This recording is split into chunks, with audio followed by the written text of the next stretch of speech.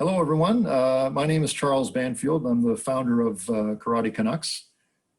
So what this is, if you're wondering, this is the first of what will be a series of conversations with some prominent Canadian martial artists. The hope is that this series is going to develop into a bit of a library of stories, advice, and different musings from from our guests about the Canadian martial arts experience.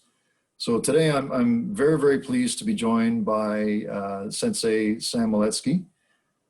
Sensei Moledzki is a karate and Kobudo practitioner who has a lifetime of experience as a student, an instructor, a competitor, and a coach. And much of that experience is international in nature.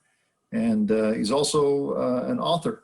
So I'm very pleased to welcome Sensei Moledzki, and thank you very much for being here today. Oh, it's my pleasure, Charles. It's interesting that this kind of a format is available, and I don't know if we can blame it on COVID or not, but regardless, I'm all about helping to promote and globally, if not just Canadian, but globally, the martial arts of some prominent Canadians. And I'm only a small wheel, cog in the wheel of this martial art in Canada. Basically. The father of Canadian karate, Masami Soroka Sensei, pretty much introduced it in 1957, 58, organized format. And myself, my interest began roughly 8 years later. So, like 1966, my interest in martial arts cropped up, and ironically, it was through a fellow student at my high school that I attended at Midland Avenue Collegiate Institute, and you'll be familiar with the name. Jim Hart was the gentleman that in 1966 I heard through the grapevine that you don't want to mess with this guy. He's a karate guy. So we went, so back then it was like, yeah, okay, what's that? Karate, yeah, I don't know what karate is, so eventually my involvement in karate, stems from that initial contact of Jim Hart, and him being my senior as in education. He was, before me, higher grade. And so, it was just kind of okay, this is interesting. So my best friend at the time, Bill Pinkerton, nicknamed Pinky, of course, one day he decided, that he wanted to pursue this mysterious Japanese form of some kind of self-defense, and he called it Aikido. And I went, okay, what the hell is Aikido? Aikido. Did he mean Aikido, or did he mean something else? Or no, actually, eventually, it was Aikido. Yeah. So he was let's check out this Aikido stuff. So we did. We actually went out and downtown Toronto and went to check it out. And unfortunately, when we did arrive, it was closed. So it was I believe it was a Saturday or a Sunday. It was a weekend, and they had doors were closed, so no one was there. So ironically, Pinky said, "Hey, well, you know what? I know of another place." And I said, "Oh, really? Yeah, where?" He says, "Oh, in Don Mills." Don Mills, yeah, East End, northeast of Toronto. I said, "Well, how do you know of that place?" He said, "Well, I played there, 2 weeks ago at a wedding. Pinky's an accomplished drummer, and so he was with a group that played at a wedding reception there. So he said, "Yeah, it's the Japanese Canadian Cultural Center." I went, "Wow, that's kind of interesting." So yeah, let's go check it out. Now, to make it a little bit more understandable, I guess both Pinky and I we're basically immigrants. Um, Pinky is Irish from Ireland, and with a name like Moledzki, that's not an Irish name. So and I'm from Polish descent, and I immigrated with my mother and my brother in 1950. So we came to Canada in 1950, in February of 1950. So I was introduced to a totally different way of life. But then again, as a young, very, very young child, you didn't know much. You just kind of, went along with everything. Go with it, yeah. So eventually, my basic upbringing, my father was a worker with the Ontario Hydro, and I can give you a little backstory on that. I was born in Germany, and just outside of a labor camp. So history has shown that my father eventually got, I guess he got arrested in Poland during the Warsaw Uprising. He was one of the part of the resistance. Yeah, part of the resistance before. Yeah. And he got caught up in it, and they grabbed him and they shipped him off to Germany into a labor camp. Basically concentration camp, labor camp. And because we're not of the Jewish extraction, he didn't get killed, but they just slave labor basically. Yeah. And so then when Hitler, he started to invade Europe, he went through Poland and all around, and eventually he went through Bulgaria, and that's where my father met my mother. She was from Bulgaria, and her mother got grabbed up, and they ended up in the same labor camp. And so they met in the camp in 1944, I believe, and a short time later they got married because they didn't know the outcome. So it's just like, yeah, maybe we should get married, and because maybe tomorrow we'll be dead. So they got married, and then my brother was born in Germany, in Braunschweig, which is translated as Brunswick, Germany. And I was born in Braunschweig also. And then in 1949, my father emigrated to Canada because during the occupation of the Allied forces, Britain, USA, and USSR, Russia, they basically controlled Germany, and they divided it up into three sections.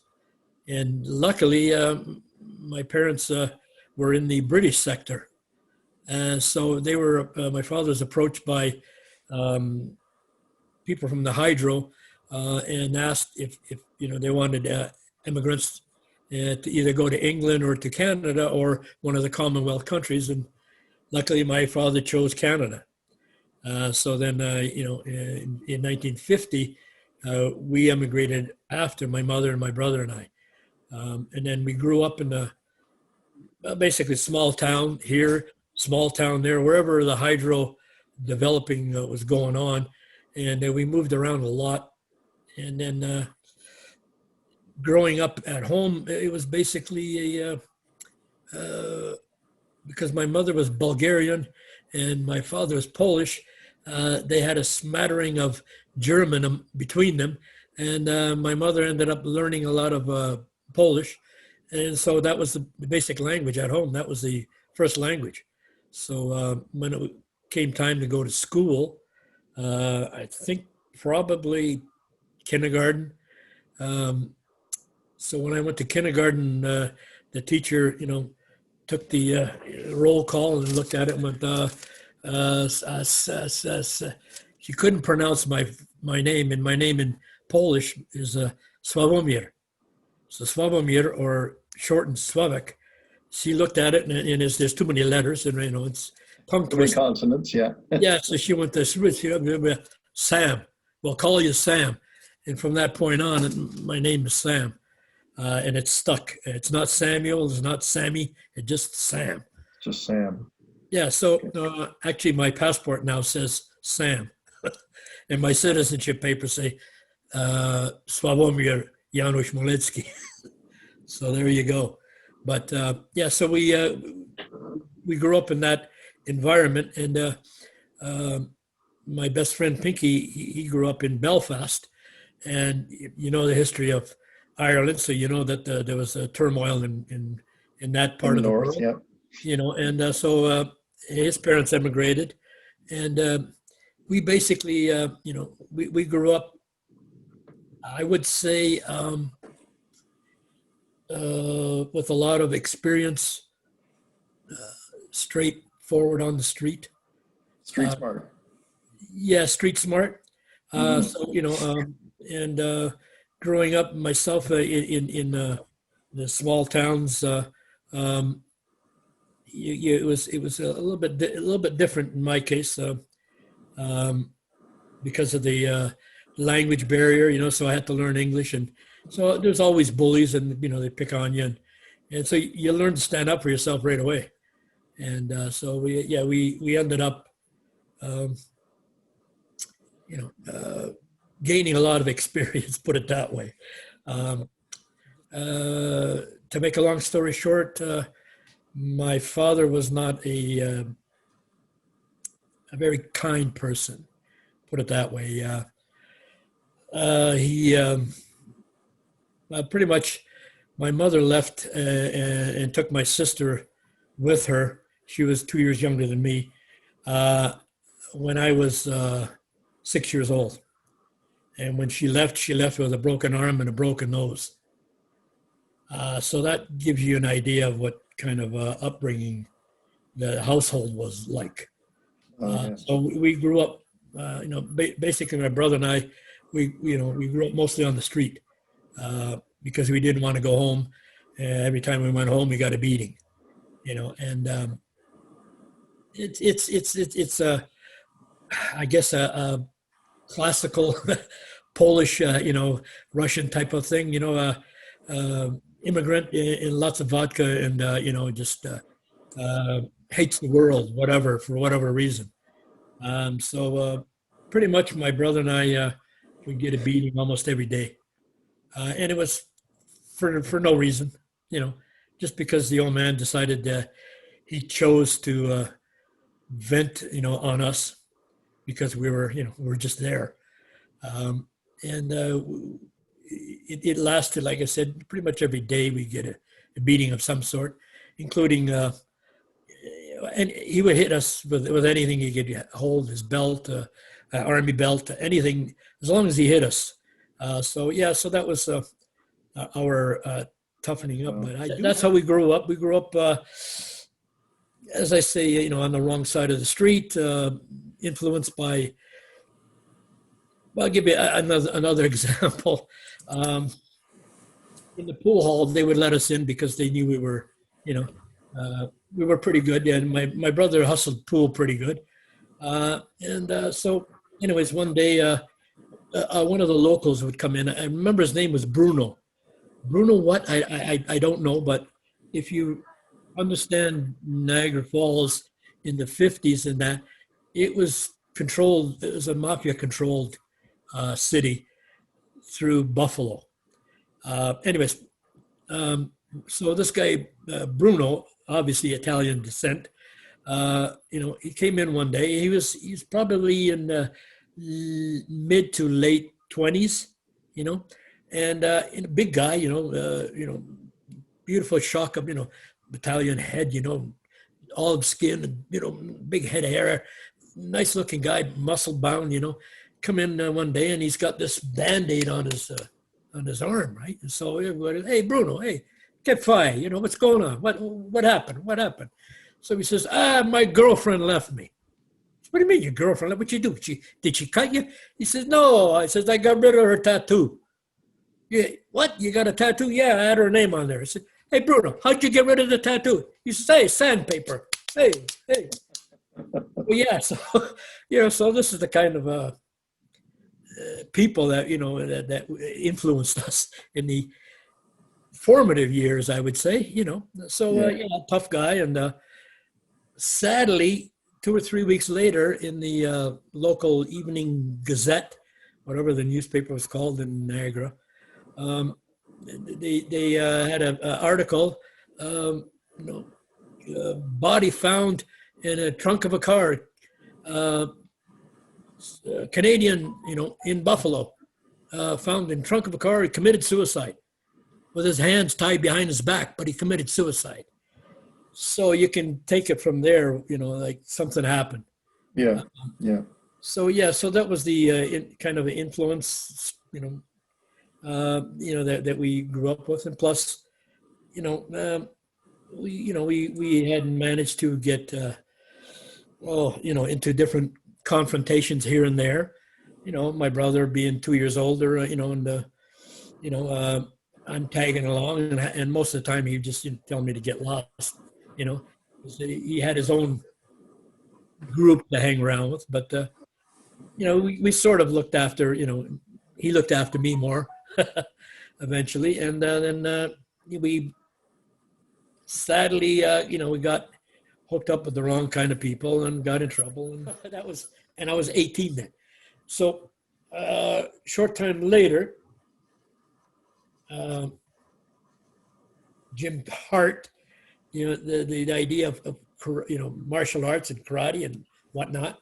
And so then Pinky and I go downtown, and we end up going to the Japanese Canadian Culture Center, a marvel of architecture in, I think, 1962, Raymond Moriyama architect, beautiful modern architectural design of a cultural center.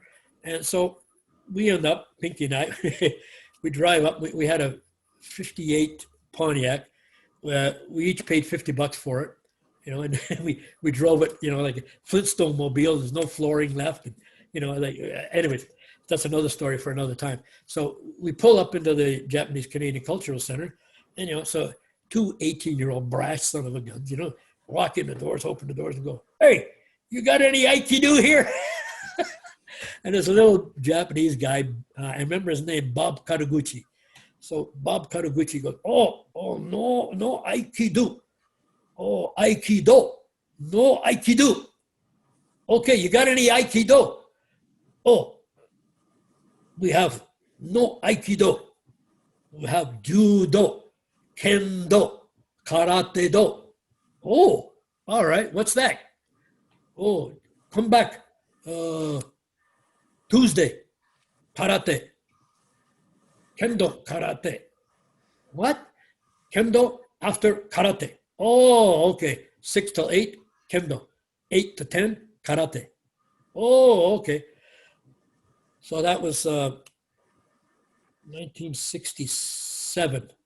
So just after, because I believe Jim Hart graduated, and then we graduated a year after, I think. Anyways, so in 67, so Bob Karaguchi says, yeah, come back Tuesday, karate, judo, Monday, Wednesday.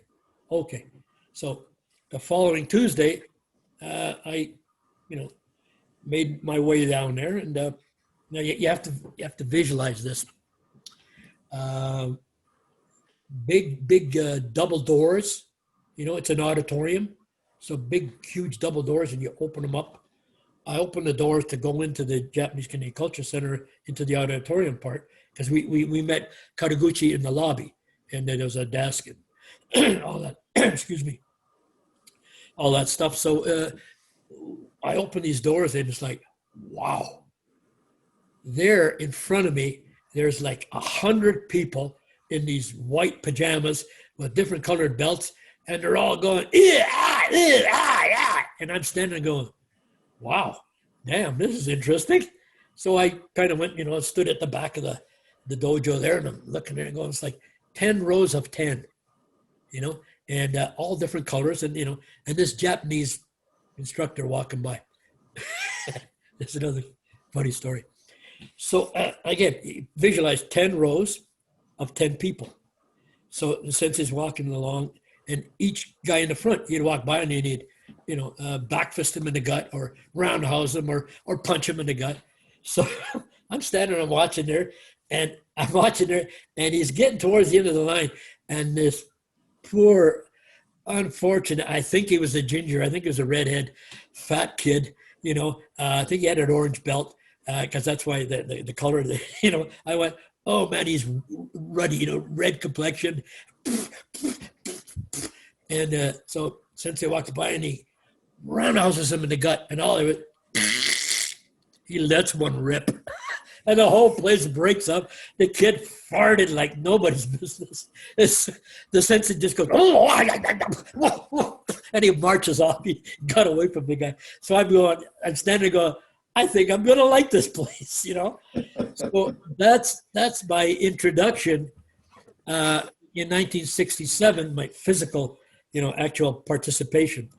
At that time, Pinky and I, we couldn't afford even the uniform. So we were in T-shirts and the shorts, and that was it. So we come out there, and so this is interesting because Pinky will give you another rundown on it, but after 3 lessons, so it's Tuesday, Thursday, Tuesday. So now this is the second Tuesday, so the third lesson, and I learned how to do gedambarai and punch, and it's like you walk around like a robot, right? I'm used to not doing that, I'm just, so anyways, now the sensei goes, hey, Kyosuke, okay, Kumite. And I go, what the hell? Oh, fighting. Oh, okay. All right. So I'm in shorts and a T-shirt, and Tsumura says, okay, my teacher was Casey Tsumura, Kei Tsumura. He was a direct student of Masami Soroka, the father of Canadian Sensei, yep. And at that time, that era, pretty much all the karate in Canada was Chito-Ryu style. Chito-Ryu. So Tsumura was teaching Chito-Ryu under Soroka Sensei, and so we were there, and he says, okay, white belt, okay, you fight him. So I look over, and there's this, like I said, I'm on a good day, I'm 5'9". I look over, and there's this skinny kid. He's like 6'1", but skinny, and there's a white belt, and he's got it nice and tight, and he's like, and so spar with him, and I went, oh, okay. So we bow, and so he starts to give me one of these, like this. I'm looking at him, going, what the hell, So I'm kind of bouncing around like in a gedambarai position, right? And I go, enough of this.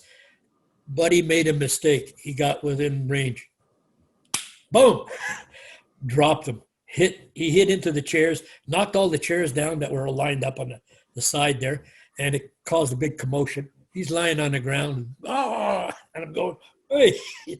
So Tsumura comes running over, and he goes, oh, okay. You spar with him.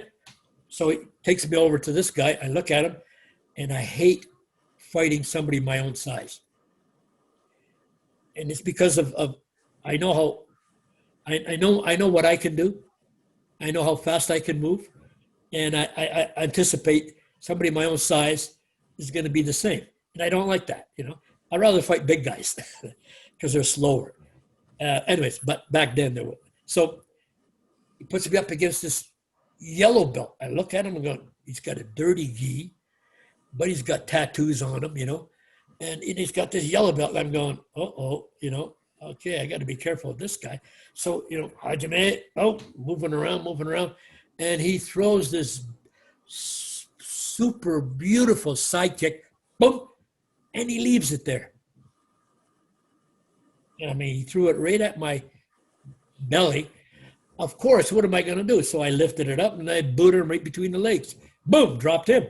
So now there's pandemonium. Buddy's rolling around on the ground. Ah! So, I'm in trouble. Tsumura comes running over. He goes, okay, stop, Yamet. Okay, change partners. But what people have to understand now, this is in the 60s. When we did sparring, you were a white belt, you sparred all the way up through black belt. It didn't matter. You just changed partners. Boom. There was no weight division. There was no. We had no gloves, no mouth guard, no cup, no nothing. So it was just bare knuckle and let her go. So now he says, "Okay, spar with this guy." So he brings me over to this guy, but he's like 6 foot even, and he's muscular. I look at him and go, "Damn, he's got a green belt." I went, "Oh man!" So my thought is, I got to hit him first, because he's going to kill me. So right away, he says, "Hey, Hajime." So I kind of move around, boom, boom, boom, boom, and he got just within range, and boom, he didn't drop. And I went, uh-oh. And then next thing I know, flying side kick, boom, and knocks me flat. I've never been kicked like that. I went, holy Jesus, what was that? So it's like, wow.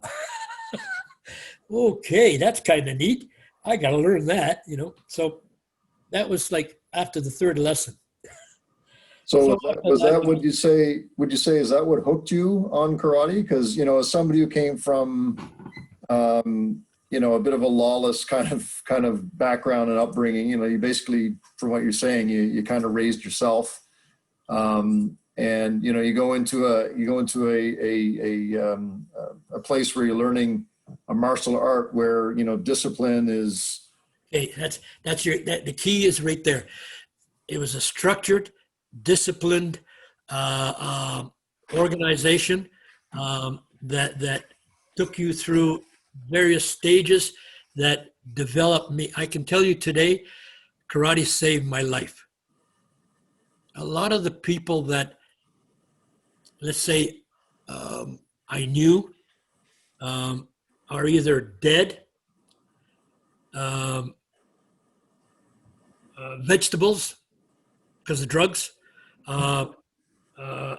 abusive, single parent fathers, what do you call them? Deadbeat dads, and it's like, and drunks. And it's like, wow. And I can honestly say we were heading towards that because that was the environment that we grew up with. Yeah, so you're karate took me out of that environment. That structure, I guess, eh? Yeah, so the structure, and my buddy Pinky, again, he had his, we had some stories, but anyways, different fights, both of us, not against each other, but, with other people at the same time. So I knew that he could scrap, and he could hold his own. And of course, Irish, Belfast, plays soccer all the time. He's got legs on him like an elephant, so he very natural. And he's a musician, so he's a drummer. So he's ambidextrous. He's quite an accomplished musician. Not only does he read sheet music, he reads drum music too. So that's if you don't know anything about music, then that's kind of a bonus there. Most people can read sheet music, but not drum music. Anyways, so he was very talented in that, and a good scrapper. So when we started the karate, we sort of got that. Hey, we can fit in here, and so we started to gel, and pretty much, honestly, it saved our lives. It took us off the street. And it gave us structure. It gave us guidance. Tsumura Sensei, for me, to this day, was like a second father, one that I never really had. Guided me through not just karate and technical things and everything else, but through life experiences and whatnot. And so I owe a debt to him. And to the fact that Jim Hart, the instigator of this idea of martial art, ironically, Jim Hart in his dojo at Higashi Sensei's dojo was just down the street from the Japanese Canadian Culture Center, actually up the street on Eglinton there. Anyway, Right. so we ended up starting our karate journey. Now, what most people don't recognize is that today, even myself today, when I teach, now I only teach private lessons because I'm retired, everything else. And, I've got at least 15 students, children and adults, and it's one-on-one. And it's usually an hour and a half at the most. When we started, it was 2-hour training, and Pinky and I trained, and this is not a word of a lie, not an exaggeration. As soon as we got that that taste, it was like, wow, all right, we can learn some new techniques and try these out on a few occasions if we have to, and there are other stories to that too. But so eventually, we ended up going, yeah, we can really, get into this. So we would go an hour before the class started. So we trained for 1 hour before, did the 2 hours, and then usually stayed for an hour. And then on the weekends, we would train together all day. So basically we trained 7 days a week, 5 hours minimum a day for at least the first 10 years. Nobody does that anymore. Nobody. It's pretty rare, I'm sure. Yeah. So I think that kind of lets you know that we developed because we put in the effort. And bottom line is that Pinky and I basically put the Japanese Canadian Culture Center on the map because we competed everywhere when it came to the competitions, and we won a few here and there. So we managed to win some championships here and there. So we had our time, and but the development was it was just simply it's structured. We know what we got to do, and to give you an idea, we were doing self-defense demonstrations when we were yellow belts. Only because we already knew, we would get, we would do a demonstration in a mall somewhere, and I would say, okay, Pinky, knife demonstration. You go, okay, yeah, you go like this. So, he comes up and he goes, it's a switchblade. So, okay, so we attack. So when we did demonstration, we used real things. We used either a switchblade or a stiletto. Do you know what the difference is? Switchblade goes like a this. Small, skinny one. Yeah, it's popping. Switchblade comes out like that, like a jackknife. Yeah. Right? Stiletto comes straight out of the handle. So we had both. So ping, guns. We used starter pistols. Mm-hmm. So we would put a cap in, a blank, right? And every once in a while, practicing, but bang, the gun would go off, because we put we put bullets in it, just to make sure. But of course they were blanks, so powder burns. But yeah, I've got scars. I've been stabbed a few times, and as yellow belts we started, and then orange belt, green belt, and so on. We were actually doing a lot of demonstrations, and Tsumura Sensei took us under his wing and started teaching us weapon stuff, all these different weapons, Kobudo, ancient martial art weapons, right? So we went through the Kobudo side, and as a blue belt, I believe, I was already doing sai, and the sword, and we used the real swords. Live blade, yep. The live blade, yeah. So so eventually, so we got to do a lot of that stuff, and by the time we were black belts, we were quite proficient at various martial art weapons. And then thanks to Tsumura Sensei and the fact that Pinky and I took interest in it, he allowed me to go and go to Japan, and they paid for the trip, and I went there for a month, over a month and a half, something like that. The first Canadian team, and we went to Japan and we trained, and then I trained with Sakagami Sensei, who was the founder of the Shito-Ryu karate system. And so now, to backtrack a little bit, when I started at the Japanese Canadian Culture Center, Tsumura was a direct student of Masami Tsuruoka Sensei, the Shito-Ryu style, under Dr. Chitose.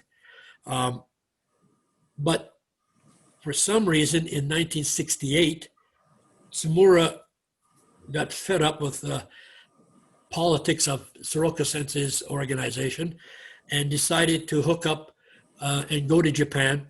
So one of my senpais, Terry Nishikawa, and Tsumura, and another senpai, Dave Lindsay, the three of them went to Japan because Tsumura had a connection with a university student, Harry Ueda, and Harry Ueda was, I think, a Shotokan stylist, but he practiced with another guy, and Tsumura was the English editor of the Japanese Canadian newspaper.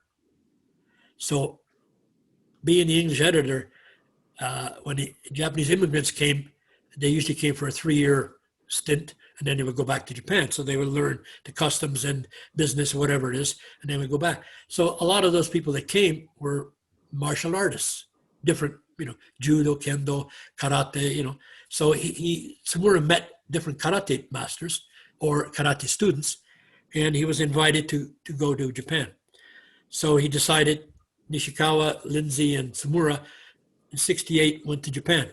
They were gone for almost a year. In that 1 year time frame, Pinky and I, all of a sudden there's no more structure, right? So we just kind of went, oh, well, there's this tournament. Well, that's a kung fu tournament. So, well, let's go. So we would enter, different tournaments, kung fu and taekwondo, and because when we're structured as Japanese, you only do your Chito-Ryu tournament, and that's it. Soroka style tournament, that's it. You can't do nothing else. So we were exposed to all these other opportunities, say that, and so we got our experience. Tsumura returned to Canada in '69, in the fall of '69, and by then we were already, Pinky and I were going for our black belt, and when Tsumura left, we were supposed to be tested for black belt, and we had to wait until he came back. Then he said, oh, we're no longer doing Chito-Ryu, now we're doing Itosekai. Forget everything you learned, we're going to do this system. I went, what? So then it was like, okay, we go and we change. So now this interesting in the sense that some of the members of the Japanese Canadian Culture Center didn't want to do the changeover. And one of those was Dr. David Lindsay, or David Smith. Dave Smith, yep. Yeah, so he went to Higashi Sensei, and a couple other students decided to join. And so we stayed, and so we eventually, had opportunity to start to learn the new system, Itosekai. But in that 1 year time frame, I don't know if I told you this or not, but Pinky and I visited Higashi Sensei on the pretext of joining his club. And I have to say, Higashi Sensei, being the gentleman that he is, and one of my heroes, because he's the first national Canadian black belt karate champion. I looked up to him, and so I thought, let's go and visit him, and because we didn't know what Tsumura was doing, because we had no word for almost a year. So we said, can we join? And Higashi Sensei politely, in a nice way, said, you should stay, with Tsumura. and support, your sensei. And so we thanked him, and that was that. So we never left. And then it just went on. So the training was different. Like I said, we started. Pinky and I would come, an hour early. We do sit-ups, leg lifts, and stretching, and everything else. But then when the class started, we do the bow in, and then if it's summertime, outside, so Japanese Culture Center, twice around inside the dojo, down the stairs, outside, up, down along Winford Drive, all the way to Don Mills, down Don Mills, across all the way along Eglinton, back up. So a 3.5-mile run every class. We did the mile, the 3.5-mile run.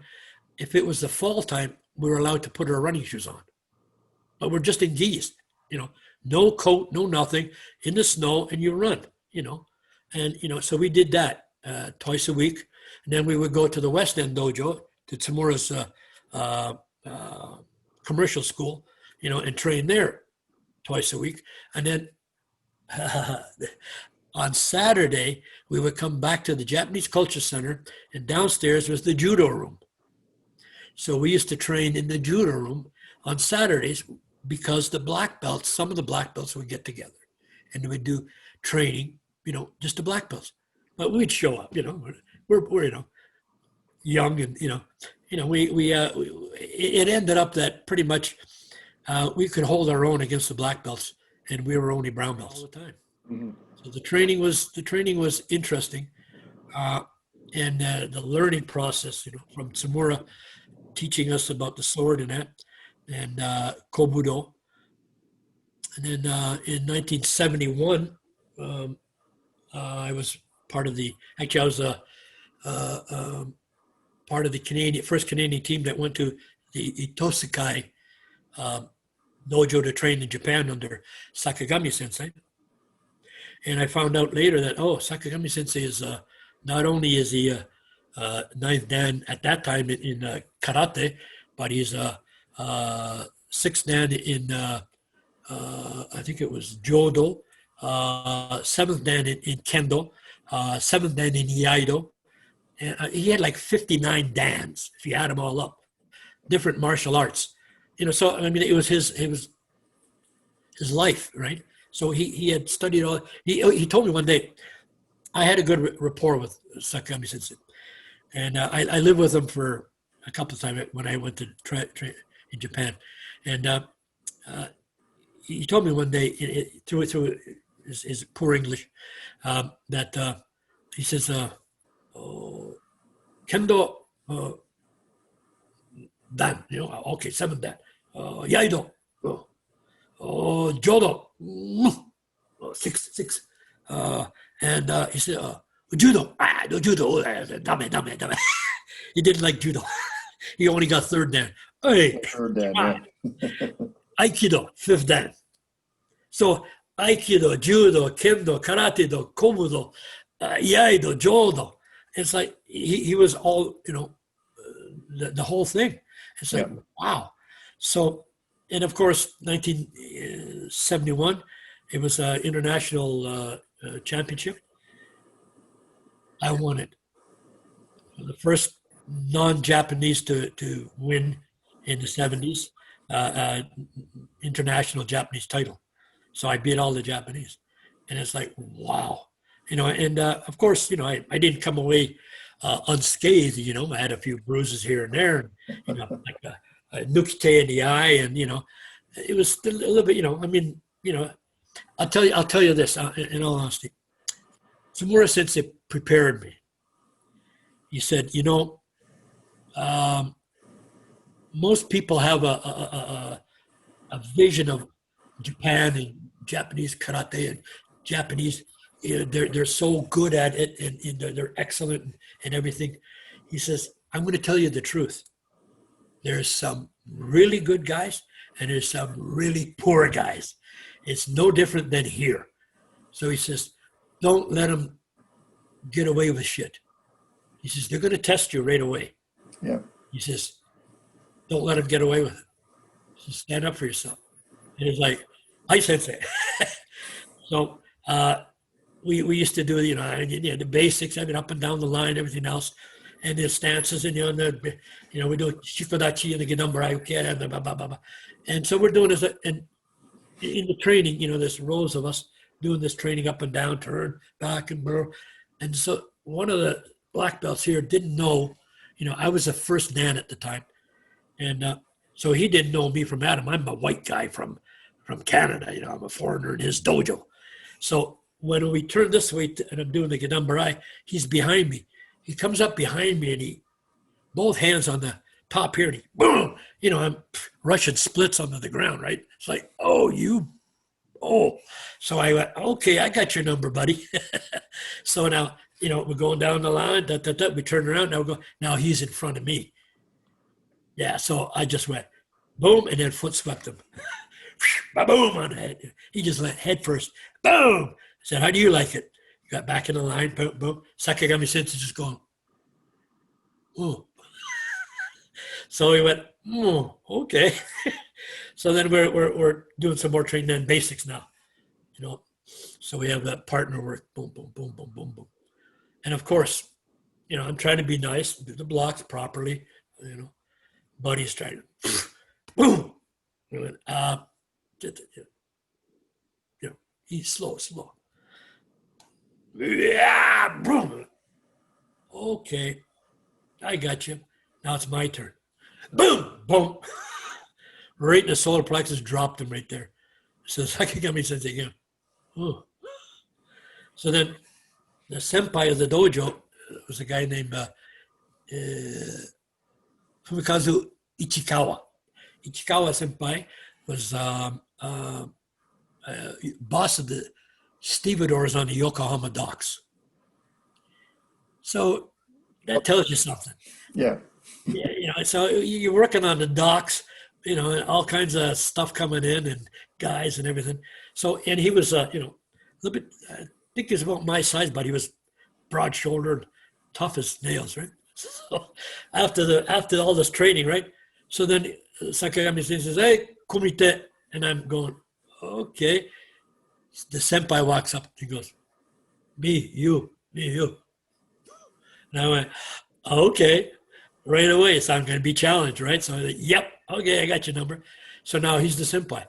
So right away, he's like, yeah. And he comes out in this almost a Shotokan front stance, like, and I looked at him, and so and I'm just standing there. So I threw up a front leg roundhouse right in the face, boom, and he went. Oh. I looked at him, he didn't move, so I kicked him again, boom, twice, roundhouse him right in the face. And then the dance began. Oh, ba-boom, ba-boom. For almost a month and a half, every lesson, me and him. Boom, boom, boom, boom. So there's a point to this story. So every 5 years I would go back. So the last time was like in 1980, and he heard I'm coming, and so I'm coming with the team, and I've got the 15-member team. I'm the captain. I'm the player coach, everything, right? That was the only reason that Tsumura would let me go, is I had to compete. Okay, Sensei, I'd retired, but I said, okay, I'll do it. So we go, and so I first day in the dojo, I'm looking around for Ichikawa. He came to the dojo with his whole family to meet me. He says, Sam, me, you, Kumite, not necessary. Hi, Sensei. Hi, senpai. Hi. Good. So you learn, a little bit of respect, and Yeah. So it was a good feeling, that kind of a relationship. But politics got in the way in 1980, and then I left the Itosakai organization. I mean, bad politics. Anyways, so I in 91. I joined Moriyama Sensei, and up until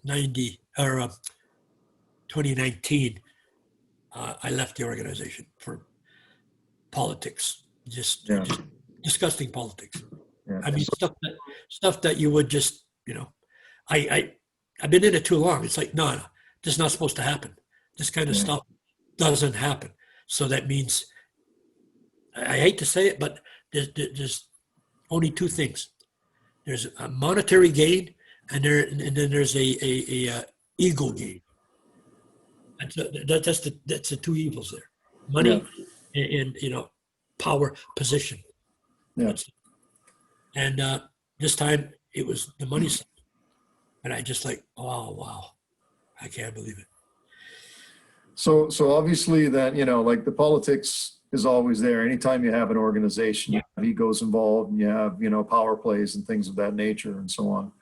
So, you just stated you've been at this for what, 54 years. Yep.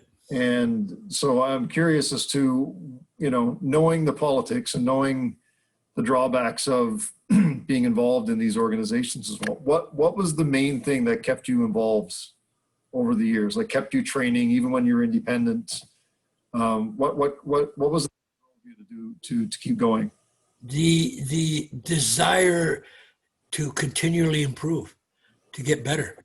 I don't know everything. I don't know anybody that knows everything. The willingness to learn more, because there is so much to learn. I studied Karate-Do, Kobudo, Iaido, Jodo.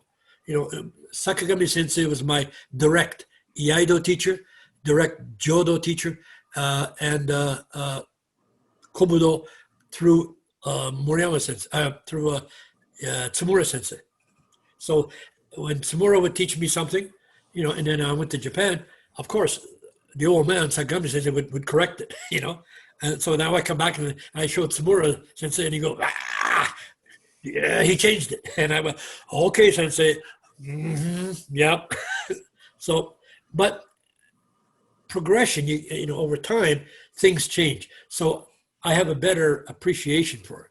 I know that over time, strategies change, techniques will change to a certain extent. Kata changes too.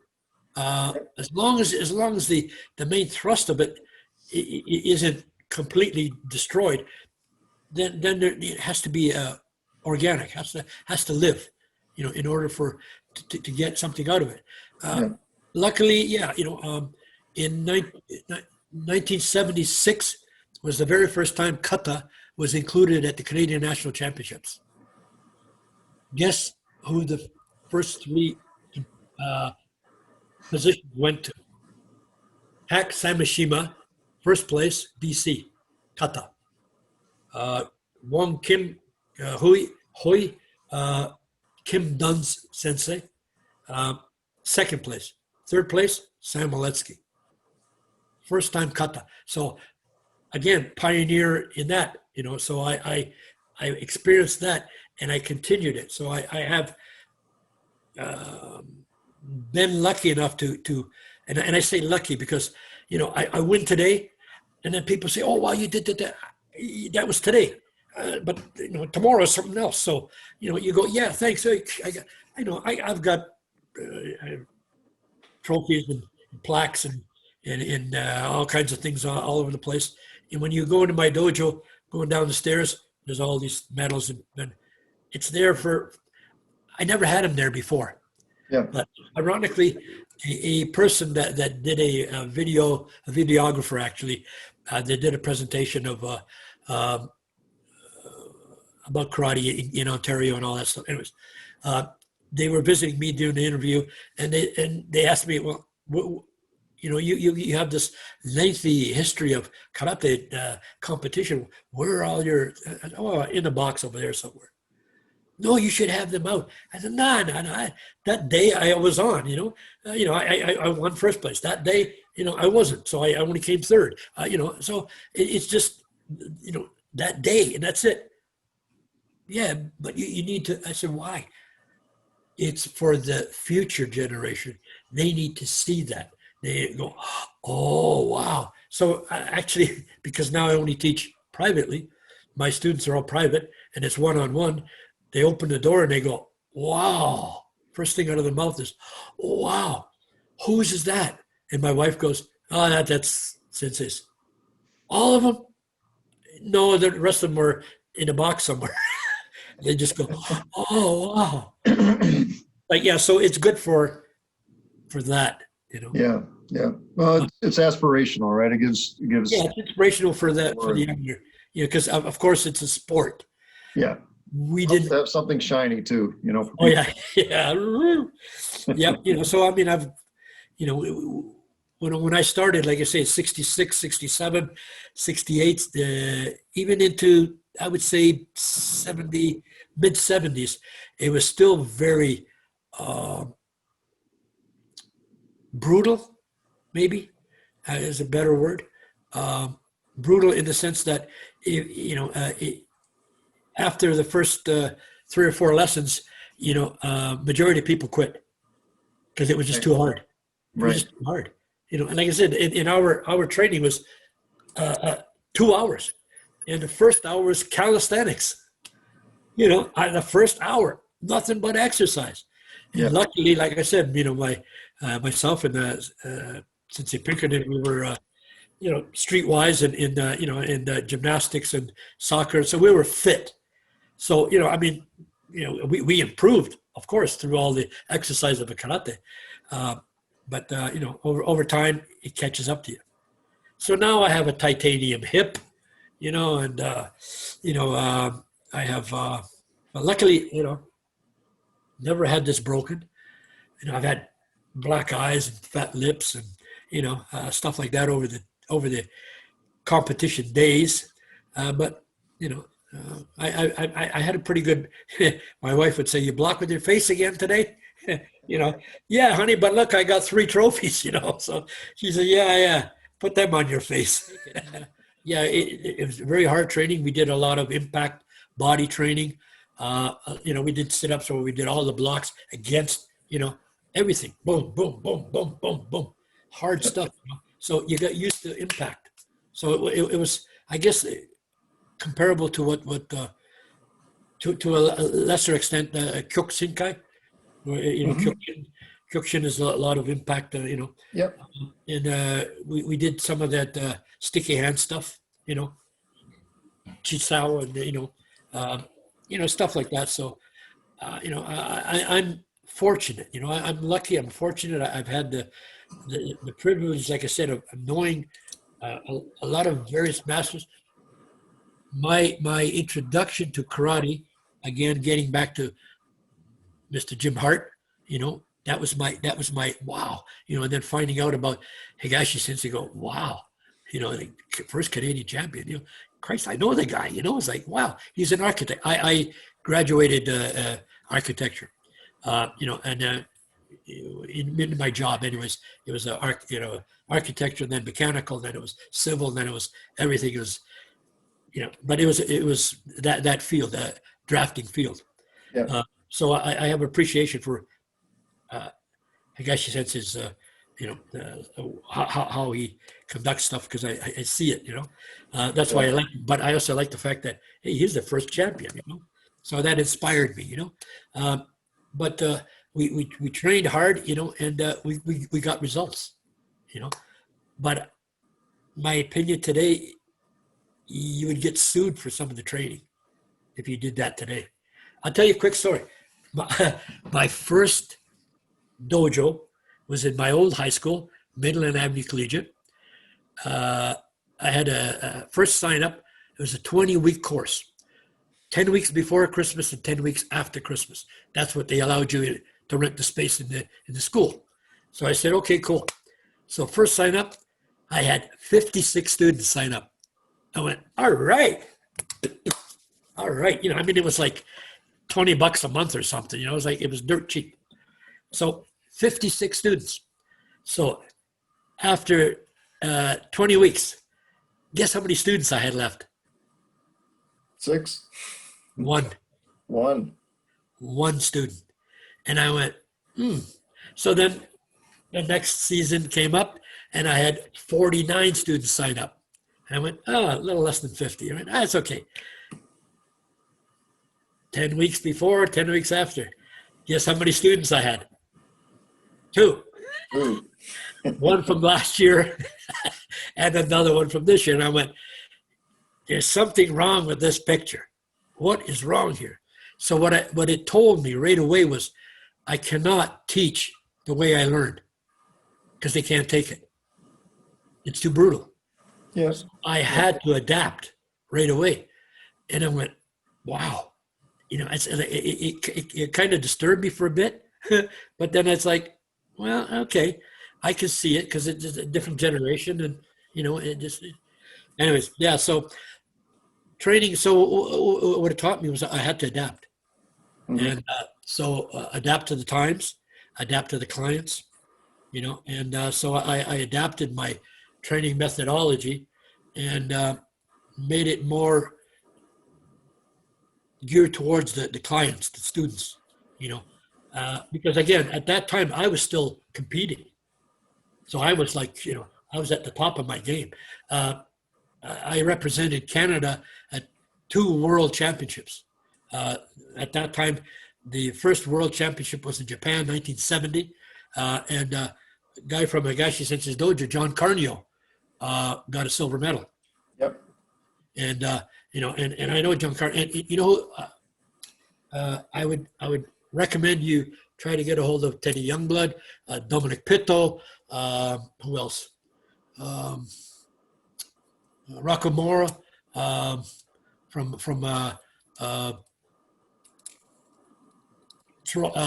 Soroka's U of T, then it was Tominaga's dojo.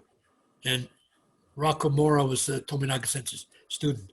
But those guys from that era, Mm-hmm. you know, to find out what was it like in the 60s, the 70s, the 80s. Yeah, yeah. Kim Dunn, you need to talk to Kim Dunn Sensei. He's a good, you know, I like Kim Dunn. We were adversaries, you know.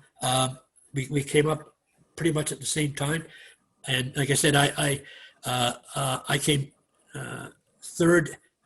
His sensei came second in kata, first kata in Canada, in a competition, and he came second. I came third, and Kim wasn't the black belt then, you know. So I was already. I think he was brown belt or something. Anyways, but we were, you know, at odds at all the time, right? So I was like, well, okay, you know, but as a competitor, you had to have that. You had to have that edge. You know, today it's a little, you know, it's a little different, but back It's then, a different activity today. I think it's you know, it's more probably more technical and more of a yeah, or sport as opposed to a yeah, oh, definitely. survival, right? I'll give you an example. We would go to a competition and we would size up, you know, and we would go over and see, you know, sneak a peek at the registrations, who's registered. And then we go, oh, this division, oh, that's my division. Okay, so we would get a couple of our guys that are ringers. So we would say, you know, Freddie, come here. What? You're going to be fighting this guy, yeah? Take him out. Oh, okay. Because that's all Freddie wanted to do was just, you know, crack heads. You know, so he would take the guy out. Freddie would get disqualified and the guy couldn't continue. So you would move up. So, you know, this is the game that we played, you know, and it wasn't played just by us. It was played by everybody. And I'm telling you, everybody. I was going to ask you one thing that I wanted to ask you one thing that I haven't had a chance to do yet. And, you know, answer it however you want. The question is, what does a black belt mean to you? You know, and I'll preface it by, you know, there's a lot of different, I don't know if there's a lot, but there's different takes on, you know, who deserves or who has earned a black belt. You know, there's certain instructors that can justify it, you know, people that are at a very young age earning it. I know certain places in Japan, they will bestow black belts on, you know, kids that are like 8, 9 years old. And, you know, the tradition, I guess, that I came up through, you know, it's almost like a passage into adulthood. You need to be a certain level of maturity and that kind of thing. So I'm curious as to your thoughts on what does a black belt mean? Is it a, you know, it's obviously a recognition of skill or ability to learn, but is it more than that, or is it just that? So I'm curious. No, in my opinion, and this is just my opinion, uh, the black belt it used to represent the epitome of whatever martial art it was. Oh, you're a Mhm. black belt. But unfortunately, when we understand more about, we know that the first level of black belt is Shodan, which means first level. It's your first level.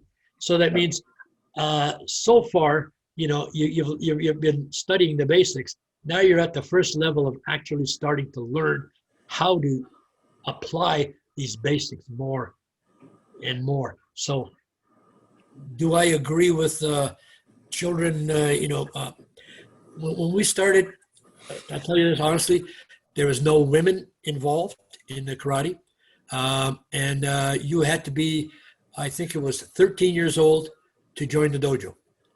And if you're 13 years old, a couple of days less 13 years old, we sent you downstairs to the judo room.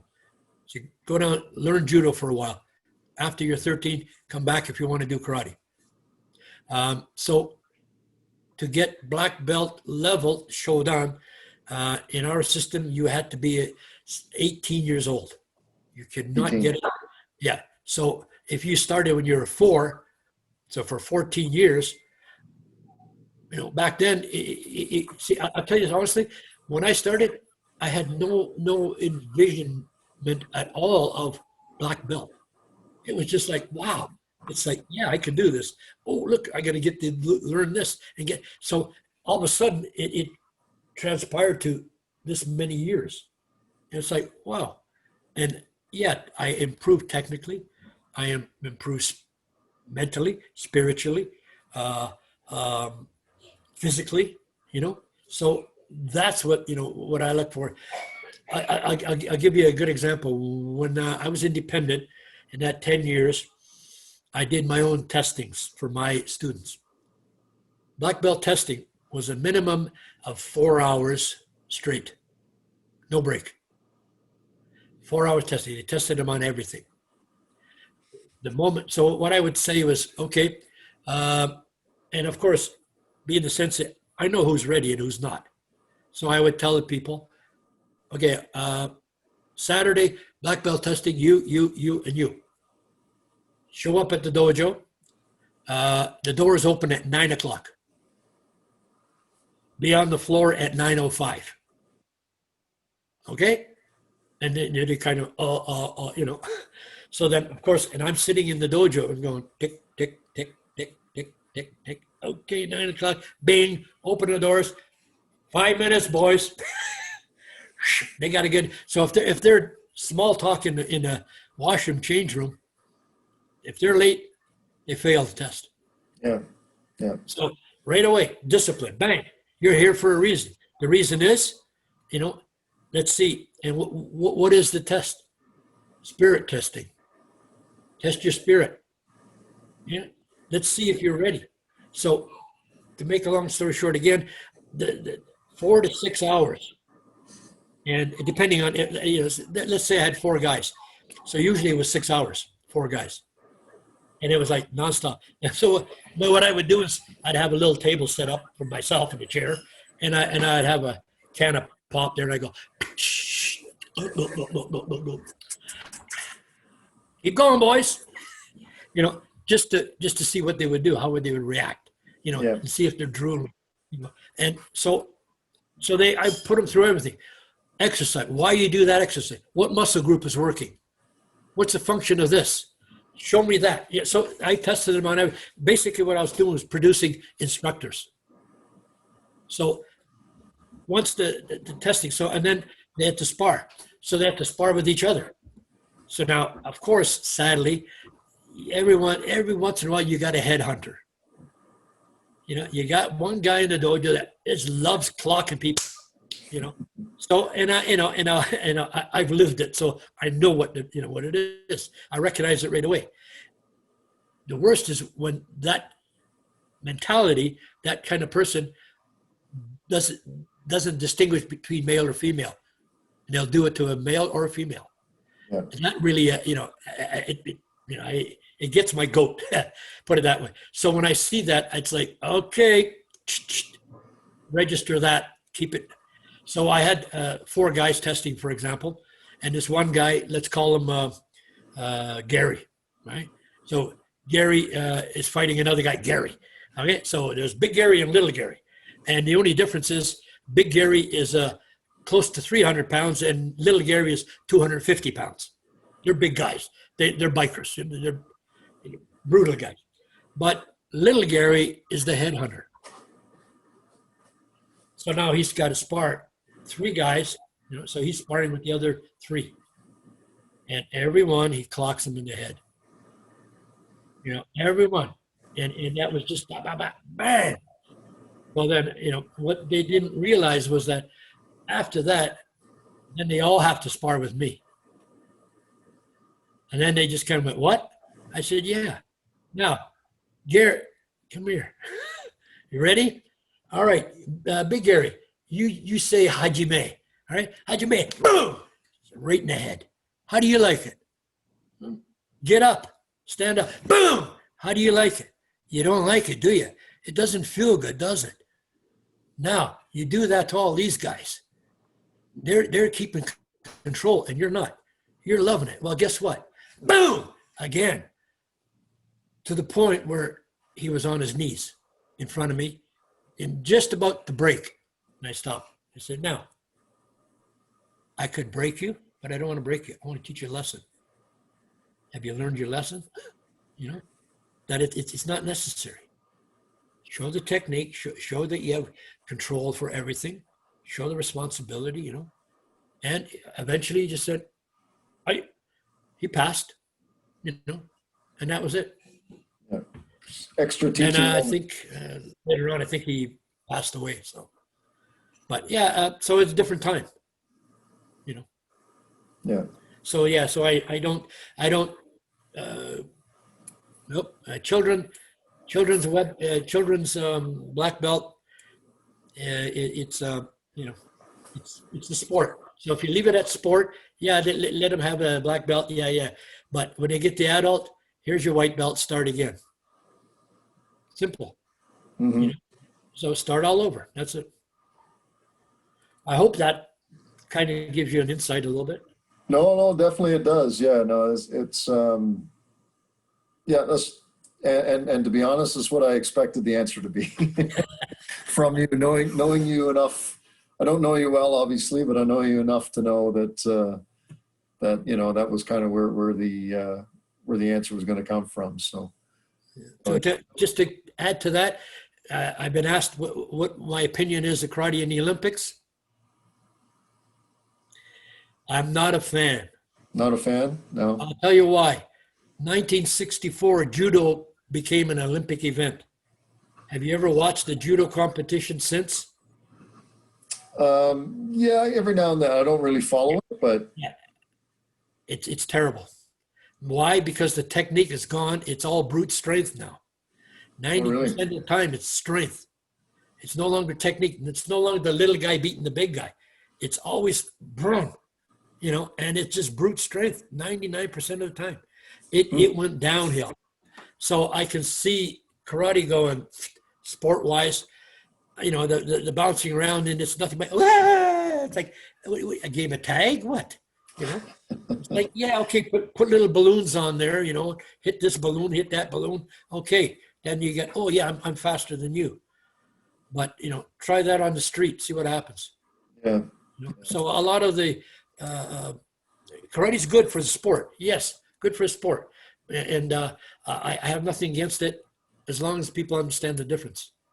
The Budo side and the sports side, completely different. Yeah. Mentality is different. Physicality is different. So I'm sorry, that's my opinion.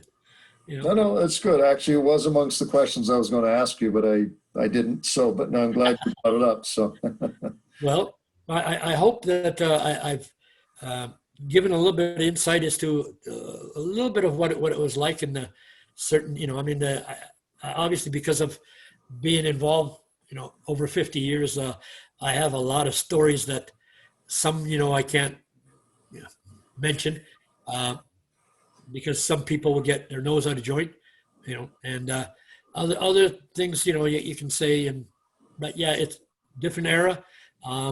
And I still love the sport, and I'm still learning. I mean, who would have thought Zoom? I had no idea what this was until you clued me in onto this, and now I've as you know, I'm going to be eventually interviewed with Punch Kick Choke Chat people there, the Legacy organization, and hopefully they'll have some interesting questions to ask, and you might hear the same answers. Yeah, well, I'll be watching for that one. I've been following those guys as well, and they do a great job. They've had some excellent martial artists on there, and so you're in good company there. That's for sure. Well, when you interviewed with those guys. Yeah, tonight they were doing Chuck Merriman, and Chuck Merriman Sensei and I competed against each other in the 70s, and in kata wise. And he always came first, and I came second or third. Yeah, so I could never beat him. And he's always my senior, and he was always better than me. So I freely admit that. He's a Goju man, and and I was a Shito-Ryu. His power and strength, and just go for it. But the finesse came later. Yeah, that's what I'm finding as I get older too, is that, I came to this kind of later in life, I should say. I was almost 40 when I started forming. Yeah. So that was almost 10 years ago. But I did other things when I was younger and abused my body a lot when I was younger. So had I discovered this when I was younger, I don't know if I would have been better off or not, but would have been different at least. No, I'll look forward to your interview on the other channel for sure. And, really appreciate your time. I could listen to your stories all day, I'm sure. Hopefully I didn't bore anybody. I'm sure there'll be some that really, they might even have recollections of some of the things that you're talking about. So, I'm curious as to what the feedback is going to be on this video. Is there anything, before we close it off, is there anything that you wanted to add? Like, where can people find you or find out about you or your organization? Just my first initial and my last name, smoledzki@gmail.com is the easiest way to get a hold of me. On my Facebook page, I'm there. Just under my name, and I've got other pages, but I don't really use them very much. And my website is shitoryu.org, and it needs to be updated, obviously. But like everything else, time goes on really quick now for us seniors, and so it's hard to stay focused on everything that I'm involved in. But all I would say simply is that martial arts, regardless of whichever martial art you take interest in, don't give up on it. It won't give up on you. So study, persevere. We have a saying in our organization, our motto, our dojo kun is Nintai Do Seiken. And Nintai means patience or perseverance. Do, of course, is the way or the path, Michi. And Seiken is a straight fist or four fist or true fist. So the way we explain it is patience is the way to the true fist. So that's our school motto, organization motto. That's a great summary of your journey too, I think, that you shared. So it's still not over, and I still I've managed to produce one book on Kobudo. I'm in the process of 75% done the second book of Kobudo, and I will be hopefully completing a karate Shito-Ryu karate book fundamentals, and then after that, I think I'll be too old to care whatever happens. So with that in mind, thank you again, Charles, for considering me for this interview. I hope you learned something. I know I learned something, how to manipulate this Zoom thing. And I hope I didn't bore anybody. All right. Well, thank you very much, Sensei. This has been a pleasure. Thank you very much. Thank you.